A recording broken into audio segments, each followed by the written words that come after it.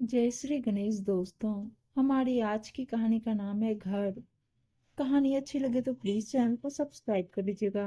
अब शुरू करते हैं कहानी। रीमा, ओ रीमा बहू, मेरी चाय नहीं आई अब तक। किशोरी लाल जी अपने कमरे से चिल्लाए। अभी लाई बाबूजी, 2 मिनट बस। रीमा ने रसोई से ही आवाज दी। तुम करती क्या हो पता नहीं, जो एक चाय भी समय से नहीं दे सकती हो। तुम्हारी सास थी तो मुझे मेरे जगने से पहले चाय की खुशबू आ जाती थी। चाय का गिलास लेते हुए किशोरी लाल जी बोले। रीमा ने नजरें नीची कर ली। अब वो कैसे कहती कि मुझे बच्चों, पति और आपको सबको देखना पड़ता है। बच्चे स्कूल जाते और पति ऑफिस, तो उनको लेट ना हो ये ख्याल रखना पड़ता है। कहती भी तो व्यर्थ का बवाल ही होता। किशोरी लाल जी एक दबंग किस्म की शख्सियत, जिन्हें अपने आगे कोई दिखाई नहीं देता। जब तक पत्नी जीवित थी उसे एक पल चैन न लेने दिया। अब बहू के साथ भी वही सब। सब कुछ उन्हें समय से चाहिए। जरा 1 मिनट भी इधर से उधर हुआ तो बस समझो सबकी सामत आ जाती थी। पत्नी पर हाथ उठाने से भी नहीं चुकते थे वो। बेटा केशव बचपन से ही उनसे डरता था। आज एक मल्टीनेशनल कंपनी में नौकरी करता है। कितने लोग उसके नीचे काम करते हैं, पर घर में आज भी वो पापा की तेज आवाज से खौफ खाता है। जब केशव ही उन्हें कुछ बोलने की हिम्मत नहीं रखता था तो रीमा बेचारी क्या कहती। यहाँ तक कि अब तो किशोरी लाल जी के पोता पोती भी उनसे खौफ खाने लगे थे, जिससे उन्हें लगता घर में उनका सिक्का आज भी चलता है। ये नाश्ता बनाया है तुमने, कौन खाएगा ऐसा नाश्ता। नाश्ते की मेज पर किशोरी लाल जी फिर चिल्लाए। बाबूजी, आपने ही रात कहा था मुझे हल्का नाश्ता दिया करो, खाली बैठे हजम नहीं होता। रीमा सहमती हुई बोली। हाँ तो हल्के से मतलब ये थोड़ी तुम सुखों पोहा रख दो सामने। इतने साल हो गए इस घर में आए, अभी तक कोई काम ठीक से नहीं सीखी हो। मत भूलो ये घर मेरा है, जब चाहे तुम सबको घर से बाहर खड़ा कर सकता हूँ।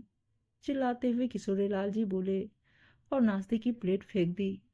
रीमा की आंखों से आंसू निकल आए। उसने केशव की तरफ देखा, पर उसने लाचारी से गर्दन झुका ली। रोज रोज अपमान के घूट पीना रीमा के लिए असहनीय हो गया था। जब तक सास थी वो उसे बचा लेती थी, पर अब 1 साल से वो नहीं, तो सारा गुस्सा किशोरी लाल जी का रीमा पर ही निकलता है। उन्हें अपने घर का बहुत गुमान है, जबकि मामूली सी प्राइवेट नौकरी में होने के कारण उनकी पेंशन नहीं आती, तो घर का खर्च केशव ही करता है। सुनो, अब मुझसे बाबूजी का गुस्सा नहीं झेला जाता।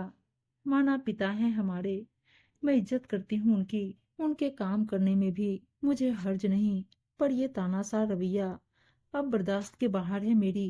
एक दिन रीमा केशव से बोली। रीमा, इस उम्र में पिता को अकेले बेसहारा छोड़ भी तो नहीं सकते हम, और उनसे बदलने की उम्मीद करना बेकार है, इसलिए हमें ही सब सहन करना होगा।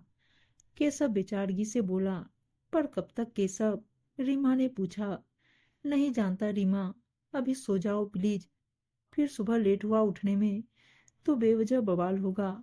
ये बोल केशव लेट गया। ये क्या बहू, तुमने मेरी सफेद कमीज नहीं धोई। सुबह नहाने के बाद किशोरी लाल जी चिल्लाए। वो बाबूजी, मशीन खराब हो गई थी, कल ही ठीक हुई है, आज धो दूंगी। रीमा बोली। मशीन खराब हो गई थी तो हाथ तो थे, या वो भी टूट गए। पहले कौन सा मशीन हुआ करती थी, तब भी कपड़े धुलते थे ना। पर आजकल की बहुओं से तो कोई काम नहीं होता हाथ से, सारा दिन बस आराम करवा लो। किशोरी लाल जी दहाड़े। बाबूजी, सारा दिन काम ही करती हूँ, एक पैर पर खड़ी रहती आपकी सेवा में, फिर भी सिर्फ सुनने को ही मिलता है। आप दूसरी कमीज भी तो पहन सकते हैं आज। रीमा जाने आज कैसे बोल बैठी, पर रीमा कितना बोलते ही केशव और बच्चे भी खौफ में आ गए। मुझसे जबान लड़ाती है, जानती नहीं जिस घर में तुम रह रहे हो वो मेरा है। ये बोल किशोरी लाल जी रीमा पर हाथ उठाने को हुए। बस पिताजी, बहुत हुआ अब तक आपकी इज्जत के कारण चुप था, पर अब हद हो गई। वो बेचारी सारा दिन बाबूजी बाबूजी करके आपका हर काम करती है, और बदले में उसे क्या मिलता है। माँ को मैंने सारी उम्र घुटते देखा है, आपसे पिटने के बाद रोते देखा है। पर मैं रीमा के साथ ये नहीं होने दूंगा। केशव बाप का हाथ पकड़ते हुए बोला, तेरी ये मजाल, मेरे सहारे जीने वाले मुझे ही आग दिखा रहे हैं आज। निकल जाओ सब मेरे घर से, मुझे किसी की जरूरत नहीं यहाँ, निकलो। किशोरी लाल जी केशव को धक्का देते हुए बोले, पिताजी अब हम यहाँ रहना भी नहीं चाहते। घर तो मैंने भी बहुत पहले खरीद लिया था, बस आपके कारण जाना नहीं चाहते थे कि बुढ़ापे में आप बिना अपनों के सहारे कैसे रहोगे। पर अब आपके लिए एक नौकर का इंतजाम कर दूंगा मैं, जो आपके सारे काम कर देगा। आप रहिए अपने इस घर में अकेले।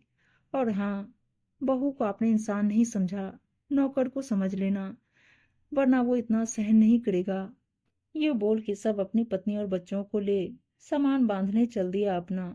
उम्मीद है दोस्तों कहानी अच्छी लगी होगी, और अच्छी अच्छी कहानियां सुनने के लिए चैनल को सब्सक्राइब और वीडियो को लाइक शेयर जरूर कर दीजिएगा।